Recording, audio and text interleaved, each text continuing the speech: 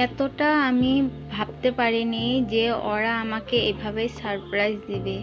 তো এই রাত্রে আমাকে 12টার সময় তোমাদের দাদা ছেলে মিলে আমাকে এত সুন্দর একটা সারপ্রাইজ দিচ্ছে, মানে আমি ভেবে বুঝতে পারিনি যে ওরা এতখানি আগের থেকে প্ল্যানিং করে রেখে দিয়েছিল।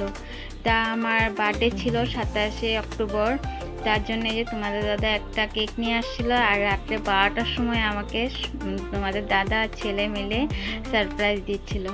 তারপরে এই যে এক এক করে কেকটা কেটে নিলাম, নিয়ে তারপর ছেলেকে তোমার দাদাকে খাওয়াই দিলাম। দেওয়ার পরে সকালবেলার দিকে আমি আর আজকে কিছু মানে কি সকালবেলার থেকে কি করব না করবো সবে মানে ফুর্তিতে ছিলাম, ভাবছিলাম যে ভাবিনি যে এতখানি সারপ্রাইজটা পাবো আমি। তারপরে ভাবলাম যে না, ওরা আমার এত সুন্দর একটা সারপ্রাইজ দিয়েছে, তার জন্য আমি ভাবলাম আজকে সকাল সকাল ঘুগনি করা হোক। আর যেহেতু বার্থডে স্পেশাল, একটু ঘুগনি পুরি না করলে কিন্তু হয় না, ঠিক না? তার জন্য যে সকাল সকাল আমি ঘুগনি বানিয়ে নিচ্ছি, আর তার সাথে যে একটুখানি গরম মশলা অ্যাড করে দিলাম ঘুগনিটা নামানোর আগ দিয়ে। নিরামিষই করছি যেহেতু আজ ছট পূজা আমাদের এখানে, তার জন্য সব কিছু নিরামিষই হচ্ছে, তার জন্য ভাবছি যে মানে এটা নিরামিষই করা হোক।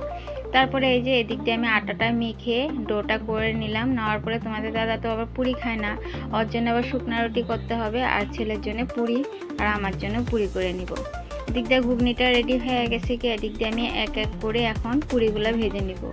তা তোমাদের দাদা আবার এদিক দিয়ে ফট করে ডিউটির জন্য বের হয়ে গেছে, ওই আবার খাওয়ার টাইমটা আমাদের ছিল না, বলছিল তুমি বানাইতে থাকো, আমি এসে তারপর খেয়ে যাবে। তারপরে আমি এদিকটা রেডি করে নিচ্ছিলাম, আর রেডি করে নিয়ে আগে ছেলেকে বললাম যে বাবু তুই আগে খেয়ে নে, তারপরে তোর বাবা আসলে তোর বাবা খেয়ে নেবে। তা ছেলেকে দিয়ে দিলাম ঘুগনি পুরি আর কেক সাথে দিয়ে দিলাম, ছেলেকে বললাম তুই খেয়ে নে। তা ভিডিওটা কেমন লাগলো না লাগলো অবশ্যই জানাও, ভালো লাগলে অবশ্যই লাইক কমেন্ট শেয়ার করতে ভুলো না। তো এখনের মতন ভিডিওটা তাহলে এইটুকুই, সবাই ভালো থেকো সুস্থ থেকো, বাই।